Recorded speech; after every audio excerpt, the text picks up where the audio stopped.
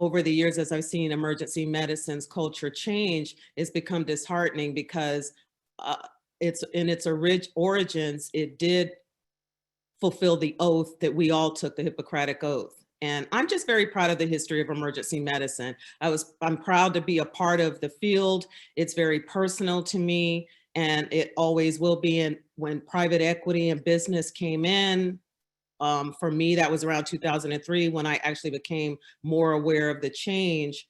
I was offended because we were turning it over. I felt like we were turning it over to business people and we were not keeping a part for ourselves. And um, my program was heavily American College of Emergency Physicians, so I knew nothing about AAEM and nothing about the history of the split and James Keeney or his iconic book.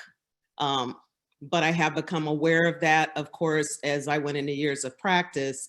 And I realized that what Mitch has begun didn't begin just now. It began with Dr. Keeney and Dr. McNamara and the people of that ilk. We are continuing the fight. It kind of was lost a little bit, but that there were always a group of doctors who remained committed to the core of what emergency medicine represented. And so his book, I will say that what's the word I want to use? My expertise is in creative speaking. Let's just say that.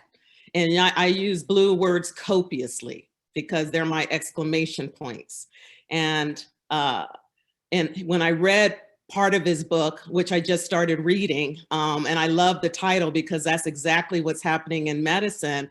I think it's now advanced to becoming the whorehouse of medicine, and that that the cartel is private equity and that the pimps are the corporate medical groups. I use different terminology than him because it's more advanced.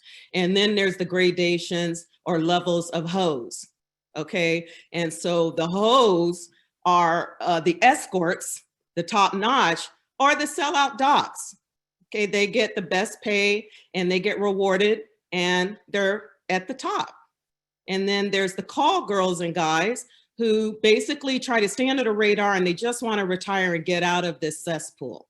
And that's their goal. So they don't really contribute a lot. They don't want to make waves and they don't fight anything and they don't support anything. They just try to finish and move on. And then there's the streetwalkers, the hookers, which is us, the frontline workers. And I don't know, I may be aging myself, but there was a movie called Cinderella Liberty with Marsha Mason and James Caan, where she plays this prostitute who really has a golden heart and really cares about people. And that's us. That's the frontline ER docs who are really trying to just do the right thing and take care of the patients. Yes, make a living, take care of our families, and keep the purity of emergency medicine alive. So I'm proud to say that I'm a hooker, okay, in that context. But we need to take back our field from the pimps and the cartel.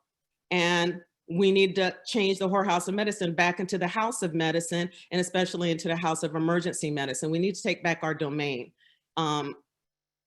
I hate how it's been bastardized. I do feel a lot of respect for what this group of men did way back then and what they fought because they were in the minority. And I want to pay homage to all of them for keeping that hope alive. And I want to thank Mitch for his aggressiveness and his passion in reinvigorating that fight. And we support you 100%. And I'm very proud that he asked me to be the one to present the award to Dr. Keeney, the Phoenix Award, which, if Dr. Keeney, if you were watching, thank you for everything you've done for the field of emergency medicine. Thank you for writing the book and speaking your truth and our truth. And the book still stands today because the mess still continues. But what you've done is not forgotten, and we will continue the fight on the behalf of all of you who started 30 years ago and took that risk and were the minority. We will still continue that fight and show you honor that way. So congratulations, Dr. Keeney, for the Phoenix Award. You deserve it. And and I'm glad we have an award that's named after your alias, let's say. So I haven't discovered mine yet. It's not hooker, that's just a transitional word, but we're going to get the House of Medicine back and the House of Emergency Medicine back in order so that those who come after us, the ones to whom we hand the torch, can continue forward in this field that is honorable. And I want to get that honor back. So anybody can add comments, and if is time, Mish, maybe you can just show the trailer. Dr. Newman, thank you for that talk. It's always very powerful. And I just wanted to give Dr. James Keeney a moment to accept the Phoenix Award, because this, I mean, truly, as you mentioned, this was something that started 30 years ago and not enough people knew about it. But Dr. Keeney really gave he gave everyone else this voice, really sparked this movement, and published as the Phoenix originally, presumably, I haven't asked him, but because of fearing retaliation, but then spoke out. And my hope is that more people can realize that they can speak out. They can make not just a tiny little difference, but a huge difference by speaking out. Even when they fear retaliation, they don't have to go out there, completely put their name on everything right away. They can reclaim that pseudonym later on and make a difference in the course of history in medicine. So that's what I wanted to thank Dr. Keeney for inspiring. And if you can say a few words about how this started and what inspired him, and you know, about our future generation, where this is going.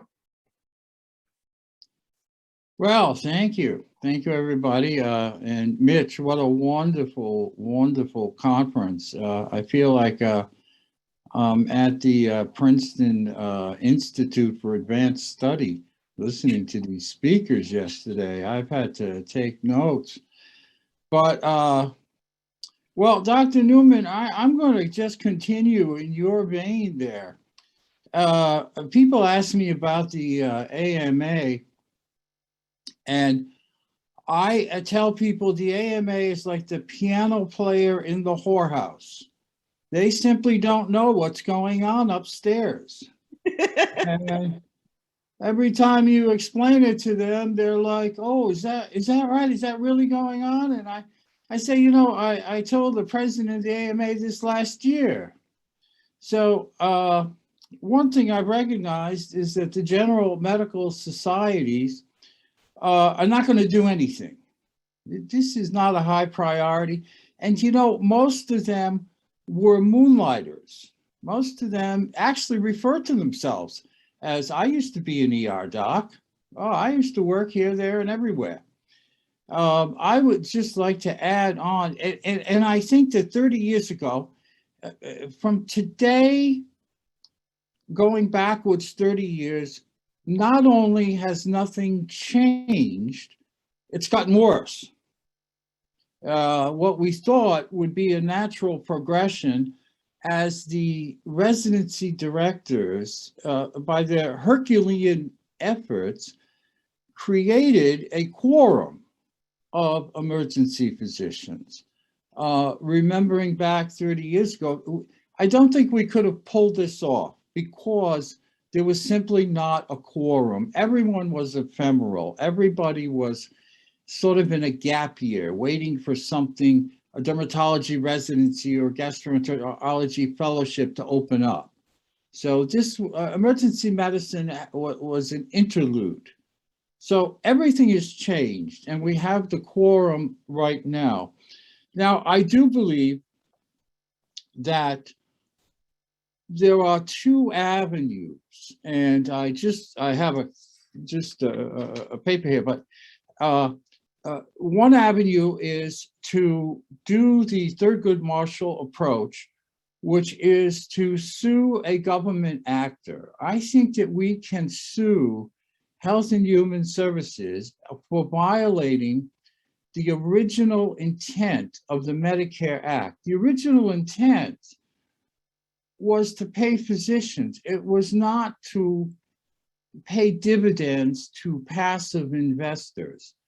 It was not to create value for speculative hedge funds.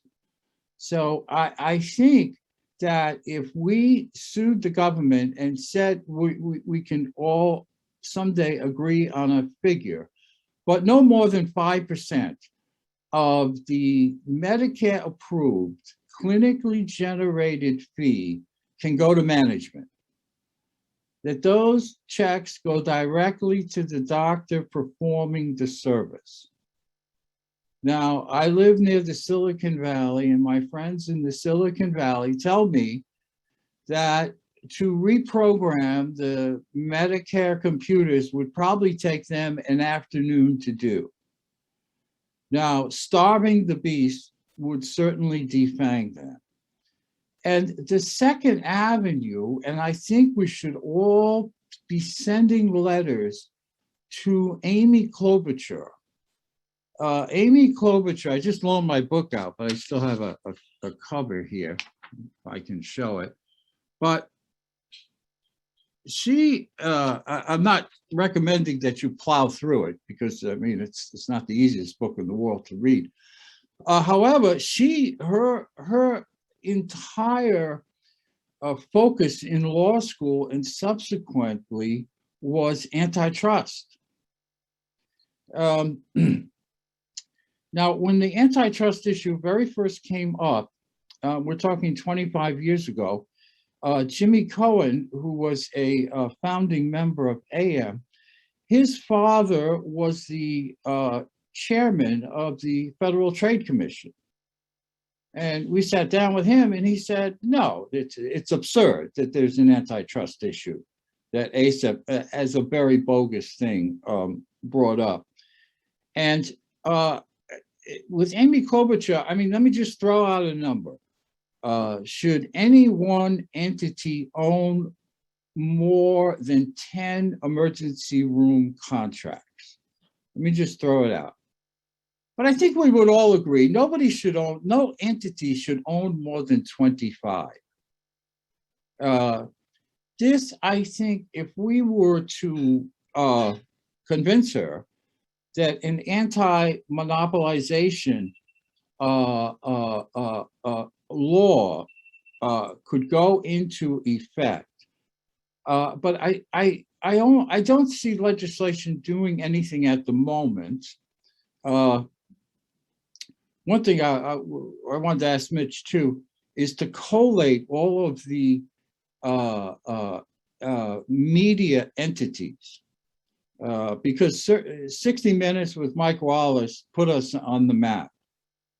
And I'll end with one quick story, because you have to be very careful. I remember when I was on 60 Minutes, the program ended with, I said to Mike Wallace, people are going to make $300 million this year, and nobody's going to do anything about it. Well, at the time, I was railing against coastal healthcare.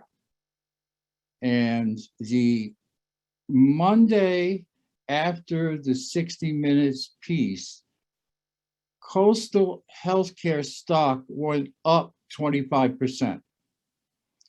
So I enriched Steve Scott. So at the time, George Schwartz happened to know Alan Abelson, who was the editor of Barron's. So we called Alan Abelson, and he said, well, what did you expect? I saw the 60 Minutes piece. When you say somebody is going to make $300 million and nobody's going to do anything about it, that's a buy order on Wall Street. Wall Street is not a morality play. When you tell them that this coastal is going to make a huge amount of money, and there is no agency in all of medicine that's going to speak out against it, that is a buy order. So my feeling is that we have many prongs to attack, and we have a quorum of interested people to do this. I think Mitch's program, I haven't seen such enthusiasm in 30 years. Bob McNamara being the Trojan horse inside of ASAP. And then I think a lawsuit, of course, using a lawsuit, you know, we would only need 94 people to file a lawsuit against the federal government. In other words, be the Brown versus Board of Education of emergency medicine. There's only 94 federal courthouses in the whole United States. All we need is 94 people to file a lawsuit on the same day, at the same time, with the local press. And if nothing else, that lawsuit will percolate. It will just percolate through the federal judiciary. And don't forget, we would be suing the government. So if we were to win and put a cap on management fees, which, by the way, the legal system has already done, you know, it's 33% of the malpractice award and not a dime more that the lawyer gets as his fee. And that's 15% for workman's comp. It's 2% of the value of the estate in probate court. So the legal profession has already capped what, this is not to be construed as price fixing. This is just fulfilling the original intent of the Medicare Act of 1965. So can you imagine the press we would get? 94 lawsuits in 94 federal courthouses, which would be percolating then. If in fact the government, if the Solicitor General just said, all right, you win. We're not even going to fight it. We'll send a mandate down to Health and Human Services, and they'll go down to the Medicare and Medicaid payment system, and 5% will go to Envision, and 95% of the clinically generated fee will go to Jim Keeney. So, not to monopolize the time, so to speak, but anyway, I think with Mitch, within ASAP, and ASAP is not going to be changed. I think this is totally illusionistic to think for 1 second you are going to get to the power behind the throne within ASAP. The matrimony between the contract management groups and the leadership of ASAP is simply, you know, let no man put asunder. It's not going to happen. It's certainly not going to happen in our lifetime. And just one warning, one thing I have always found is that when I come up with the great ideas that I come up with, is that ASAP is already 3 steps ahead of me. Every time I bring something up, and I remember we were all set to debate. Gregory Henry. We're going to have the great floor debate, and all of a sudden, some little homunculus of this guy gets up to the microphone and goes, I've been retained by ASAP. The debate cannot occur because it represents an antitrust danger to the college. And I remember Henry getting up to the phone. Well, there you have it. Can't have the debate. So they're already 2 steps ahead of us. But I do think we, at this point, I think with this organization, we have rejuvenated the momentum that we need. And I think this time we're going to steamroller it. So let me put my email address up as well. Oh, I will shamelessly also promote my next book. I was going to say. Death of a Kitchen Scheduler. It should be in print. As usual, I can't find a publisher, so I'll be self-publishing. But nevertheless, if I may say so myself, I remember Joe Leck said, he was asked to describe the book, and he said, it's the most poorly written book that I couldn't put down. So that was good enough for me. but I think the writing has improved. Thank you, Dr. Keeney. I was actually going to ask about that. When should we expect that book to be published? I expect it to be out in mid to late October. Okay, and as I think we've talked about this before, you mentioned that it's over when you decide it's over, because that's one of the problems with writing, is you just have to kind of the expression I heard is, you never finish a novel, you abandon it. So you're ready to abandon it in mid-October, and it's going to be called Death of a Kitchen Scheduler. How do we find it? Well, the irony of all of this is that it is going to sell more copies because there are no bookstores. There are no bookstores, and that is why it's going to sell more copies.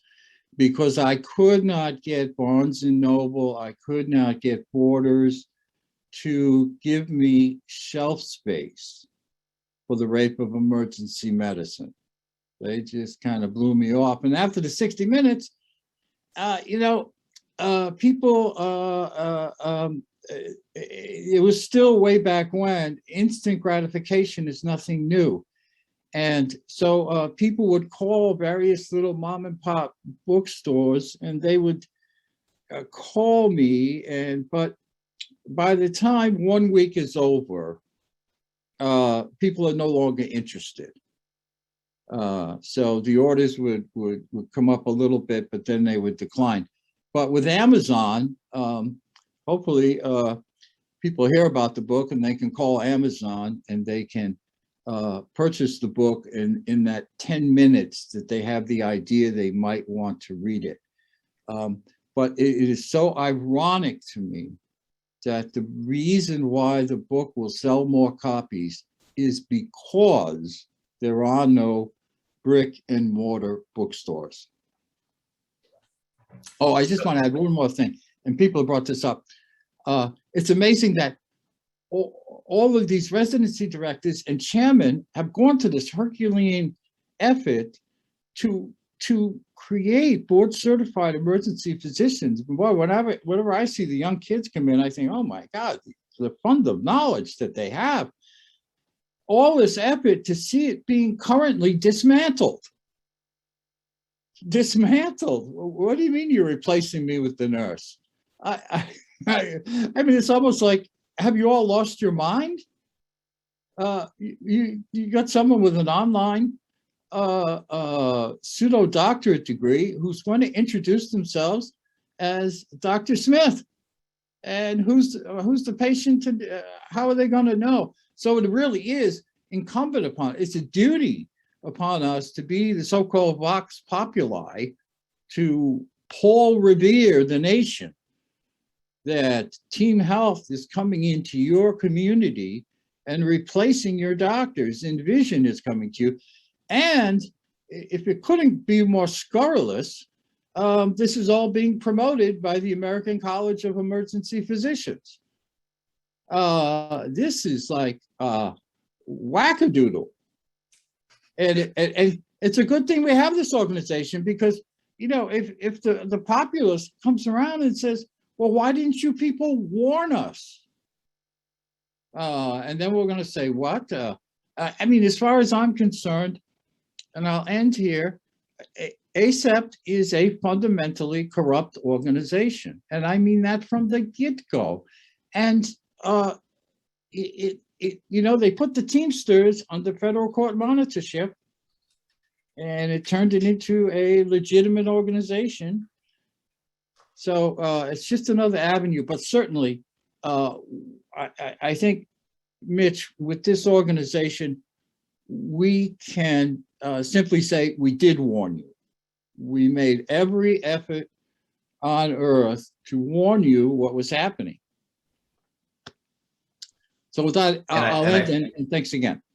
Thank you, Dr. Keeney. And I think ending on "this is wackadoodle" really sums it up. And I think at this point, you're actually right. You alluded to that this is going to sell more copies. In other words, I mean, we have the internet, we have this organization. We have everybody here who just saw this, who is willing to, it looks like Maureen Kasich is looking at a book launch for you. So I'm very excited for your book. I'm looking forward to it. And thank you so much for inspiring me and a future generation to really fight this battle. Even though things are honestly worse now, we wouldn't have had this inspiration, and I wouldn't have had any starting point for this. I think we'd be in a much worse spot. So really appreciate it. Thank you so much. And I hope you'll stay with us, because we will also be discussing some of these solutions, proposed solutions later on for some robust discussion.